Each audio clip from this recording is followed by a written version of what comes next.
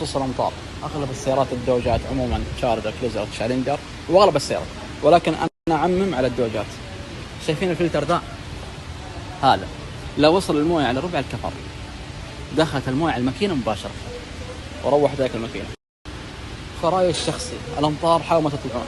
اثنين، الأفضل تركب انتيك زي هذا رياضي، شايفين كذا الارتفاع حقه لو وين، يعني لو وصل المويه على ربع الرفرف ذيك الساعة يكون في ضرر، لكن أحسن ما يكون كذا.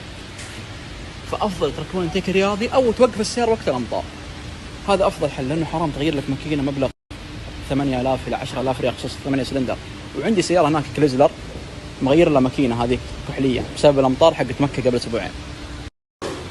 وهذه السيارة اللي غيرناها الآن الماكينة، شوفي والله غيرنا له، اشتراه ب7000 ريال من التشليح. هذه القربة أفضل إنك تفكونها، هذا شوف فكر الرجال.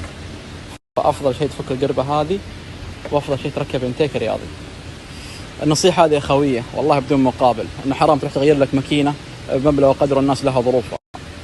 فهذه نصيحة والله للعامة، يعني فيها خسارة يعتبر إحنا لنا كميكانيكا، لكن المقصد فائدة الناس بأجمع. فإن شاء الله وصلت المعلومة لكم جميعا. وهاي ترى النصيحة لأغلب السيارات الدوجات، كلايزلرات، التشارجرات، التشالنجرات، هذه نصيحة لازم تتخذون فيها.